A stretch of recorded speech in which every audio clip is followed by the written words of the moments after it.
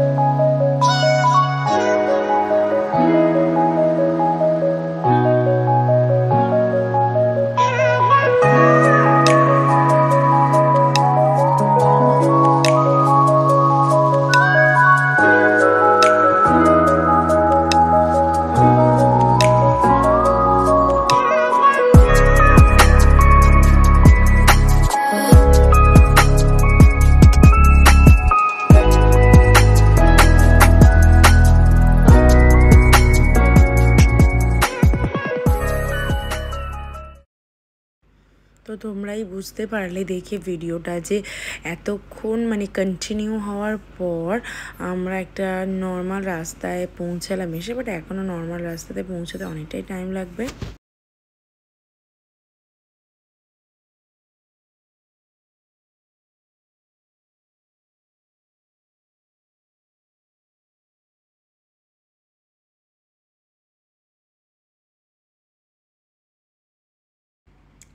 এখানের ভিউটা দেখো।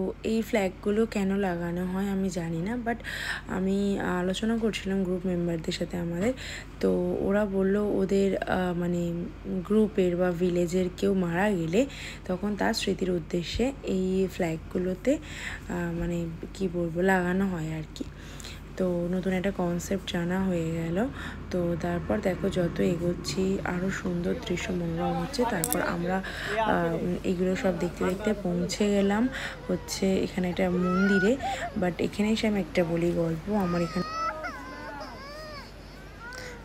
এখানে আমার ভীষণ শরীর খারাপ হয়ে গিয়েছিল, আমার ভীষণ পেটে ব্যথা হচ্ছিলো, আমার মনে হচ্ছে ফুড পয়জনিং বা কিছু এরকম হয়ে গিয়েছিল। তারপর যাই হোক করে নিজেকে খুব সামলে নিয়ে ওখানটা জাস্ট একটু রাউন্ড মেরে আমি চলে এলাম। মোমোকে, অভিষেক আর আমাদের টিমে যে বন্ধুবান্ধবরা ছিল পুরোপুরি তারাই সামলেছে, আমি একটু নিতে পারছিলাম না, মানে আমার শরীরের কোনো ক্ষমতা ছিল না। বাট তাও যতটা চেয়েছি নিজের বেস্ট দিয়েছি। আর এই যে দেখো এই ব্রিজটা নদীর উপর দিয়ে পার করে আমাদেরকে যেতে হয়েছিল ওই মন্দিরটাতে। এবার দেখো বৃষ্টি হচ্ছিল আমরা যখন পেলিংয়ের দিকে যাচ্ছিলাম। সো দেখো আমি তোমাদের সাথে আরও এখন সুন্দর সুন্দর ভিউ শেয়ার করতে চলেছি। লেফট সাইডটাতে দেখো কেমন ওই কি বলে ওই গাছগুলোকে, আনারস গাছের মতো কিছু খোঁচা খোঁচা টাইপের একটা গাছ হয়েছিল, যেটা দেখতে খুবই সুন্দর লাগছিল। আর জাস্ট এই রাস্তাটা দেখো, লেফট সাইডে পুরো খাদ আর একটা সোজা রাস্তা যাচ্ছে। মানে সত্যি কথা বলতে সত্যি বলবো আমি এগুলো অন্তর থেকে বলছি, আমার এত ভালো লাগছিলো মনটা, মানে কি বলবো যেন মনে হচ্ছিলো মনে বাটারফ্লাই উঠছিল। এতটা আনন্দিত ছিলাম যে বন্ধু বান্ধব সাথে একটা পাহাড়ি রাস্তা, যেটা সবাই আর কি ড্রিম দেখে, সেটা আমার মানে বাস্তবে রিয়েল লাইফে আমরা সেটাকে উপভোগ করছিলাম। এটা আলাদা রকম মানে ফিলিং, যেটা হয় কি এরকম যে সব বন্ধুবান্ধবরা আবার অনেক সময় একসাথে আসা হয় না, আর এখন আমরা সব বন্ধুবান্ধবরা মিলেও এসেছিলাম, এটাও একটা ব্যাপার। আর এখানে দেখো একটা স্পট মতো, এখান থেকে আর কি ট্যাক্সি ভাড়া পাওয়া যায়। আরেকটা ব্যাপার হচ্ছে এখানে একটা স্কুলও আছে, সেই জন্যই গাড়িগুলো মেনলি দাঁড়িয়ে আছে বাচ্চাদেরকে পিক আপ করার জন্য। আরেকটা ব্যাপার হচ্ছে সত্যি কথা বলতে পুরো ট্রিপটাতে আমার মোমো আমাকে একটু জ্বালাতন করেনি, এত ভালো ছেলে আর আমার সাথ দিয়েছে। আর এই জিনিসটা বুঝতে পারলাম যে ও বাবা মার সাথে ট্রিপ করার জন্য মানে পুরোপুরি প্রস্তুত, রেডি হয়ে গেছে। ও মানে সব সময় আমাদের সাথ দেওয়ার জন্য এখন রেডি হয়ে গেছে। আমি যা বুঝলাম ওকে এক প্যাকেট পপকর্ন কিনে দিলেই ও খুশি, ওটা খেতে খেতেই ও সারা রাস্তা কাটিয়ে দিচ্ছে, না আছে ঝঞ্ঝাট না আছে কান্নাকাটি, যখন ইচ্ছে ঘুমিয়ে পড়ছে। আর এখানটা দেখো একদম নির্জন একটা জায়গা, একটা কি দুটো গাড়ি যাচ্ছে তাও দেখা যাচ্ছে বুঝতে পারছো। সো দেখো গল্প করতে করতে বিকেলের দিক হয়েই এসছে, আমরা পেলিংয়ের রাস্তা ঢুকে গেছি। আর পেলিংটা খুবই একটা কি বলবো ছোট্ট স্পট বলতে পারো, পেলিং লেখা আছে। এখানে খুবই জনসংখ্যা কম, প্লাস খুবই এখানটা হচ্ছে একটা শান্তিপূর্ণ জায়গা আর কি। এখানে বেশি ক্রেয়াস এখানে না আছে কোনো স্পেসিফিক মার্কেট। এই যে এখানটা দেখো আই লাভ পেলিং, এখান থেকেই যা দু চারটে টুকটাক দোকানপাট আছে নেসেসারি যেগুলো এখানে মানুষের, এর বেশি এখানে কিছুই নেই। এখানটা হচ্ছে প্রপার মার্কেট, এখান থেকেই আর 2-5 মিনিটের মধ্যেই আমরা পৌঁছে যাবো আমাদের হোটেল হোয়াইট অর্কিডে, আমাদেরকে শেয়ার করবো। বাট এখানটাও দেখো কত সুন্দর দেখতে লাগছে। যাই হোক দেখো আমরা হোটেলে চলে এলাম, আমাদের হোটেলের নাম ছিল হোয়াইট অর্কিড, এটা একটা হোমস্টের মতোই বলতে পারো তোমরা, হোটেল না প্রপার। আর এই যে দেখো ভিউটা দেখো, জাস্ট পাহাড়ের কোলে মেঘেরা ভেসে ভেসে যাচ্ছে, এত সুন্দর একটা মনোরম দৃশ্য, মানে ট্রুলি বলছি আমি, মানে যারা হয়তো দেখছে তারাই ফিল করতে পারছে। একটা ব্যাপার হচ্ছে আমাদের রুমটা থেকে কাঞ্চনজঙ্ঘাটা দেখা যায়, বাট যেহেতু আমাদের এখন মনসুন তো আকাশটা পরিষ্কার ছিল না, সেই কারণেই দেখা যাচ্ছিল না। এই যে দেখো এখানে মেন রোড, এইটা হচ্ছে মেন রোড এখানটা, আর আমরা ওই উপর সাইডটা দিয়ে এসেছিলাম। আর এখানে জাস্ট ভিউটা দেখো, দেখো দূর দূর পর্যন্ত তুমি কিছু দেখতে পাবে না, কতগুলো বাড়ি ঘর দেখা যাচ্ছে, মানে ওই দিকটাতেই অ্যাকচুয়ালি মার্কেটটা, ওইখান থেকেই আমরা এলাম। সো দেখো তারপরের দিন আমরা বেরিয়ে পড়লাম, আমরা একটা স্পটে যাচ্ছি, সেই স্পটের উদ্দেশ্যে। এটা হচ্ছে নেক্সট ডে পেলিংয়ের। সো দেখো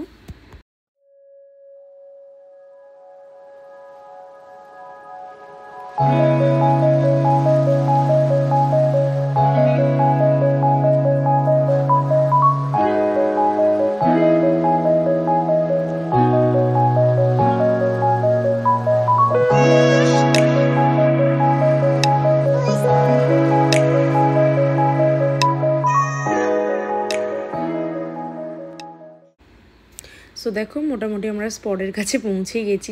জাস্ট এখানের ভিউটা তোমরা দেখো, কতটা মারাত্মক লাগছে, দূর থেকে ফলসটা নামছে আমরা দেখতে পাচ্ছি, বাট এটা মেন ফলস নয়, কিন্তু মেন ফলস এখন অনেকটা দূরে গিয়েই। এটা হচ্ছে রিম্বি ওয়াটারফল, আমি তোমাদেরকে বলে দিই, এটা একটা জাস্ট ছোটো ওয়াটারফল। আমরা এতটাই পৌঁছেছি। মেন যেটা ওয়াটারফল সেটা হচ্ছে কাঞ্চনজঙ্ঘা ওয়াটারফল, বাট এখানে দেখো আমরা ভেবেছিলাম নামবো, বাট এতটাই ক্রেয়াস ছিল, সবাই পিকচার ক্লিক করছিল, তাই আমরা যাইনি। আমরা নেক্সট চলে এলাম হচ্ছে অরেঞ্জ গার্ডেনে, যেটা একটা খুব পপুলার জায়গা, বাট অরেঞ্জ গার্ডেনে যেহেতু এটা মনসুন, উইন্টার নয়, তাই আমরা কোনো রকম অরেঞ্জে দেখা পাইনি। ছোটো ছোটো ছিল, বাট সেগুলো পাকেনি, মানে অরেঞ্জিস কালারটা আসেনি। সো তোমাদেরকে এমনি আশপাশে দেখাই, চলো, ভালো লাগবে আশা করছি।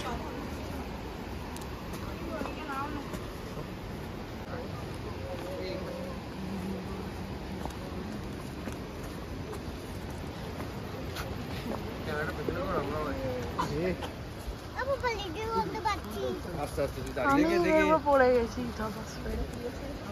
সবাই।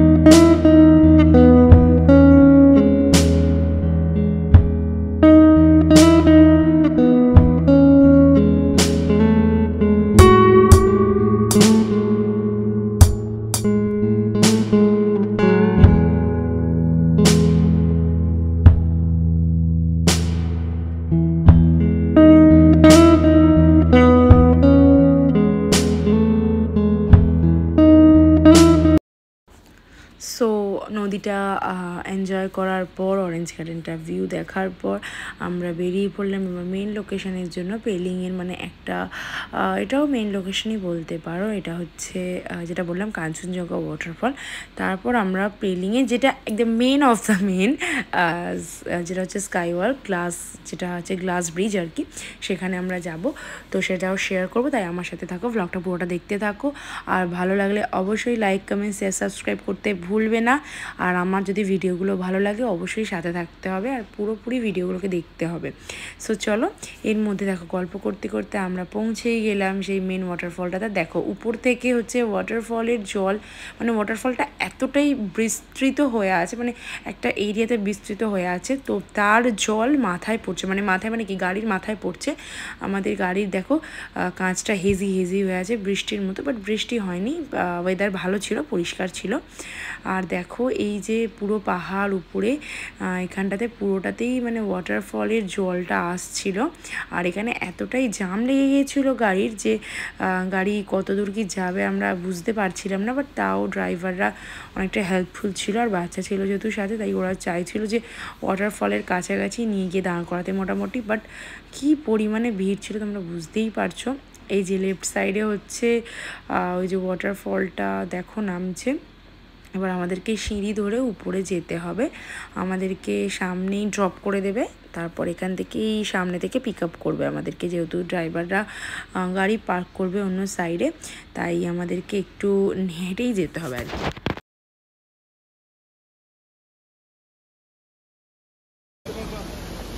এই যে আমাদের কাঞ্চনজঙ্ঘা ফলস দেখতে যাওয়া জার্নি স্টার্ট হয়ে গেল। আমি যেহেতু হিল পরেছিলাম, আমি ছেলেকে নিয়ে একই হাঁটতে পারি না, তারপর হিল পরে সিঁড়ি দিয়ে আমি কখনোই পারতাম না, তাই ও ছেলেকে নিয়ে আগে আগে উঠছিল। আর এই বন্ধুবান্ধবরা তো ওর সাথেই ছিল, অসুবিধা হওয়ার কোনো কথা না। বাট সত্যি বলছি এতটা উপরে ছিল, যেতে একটু কষ্ট তো হচ্ছিলোই। তো অ্যাট লাস্ট দেখো সেই সুন্দর ভিউয়ের কাছে আমরা চলে এসেছি, যেটার জন্য এত দূর থেকে আসা, দেখতে আসা।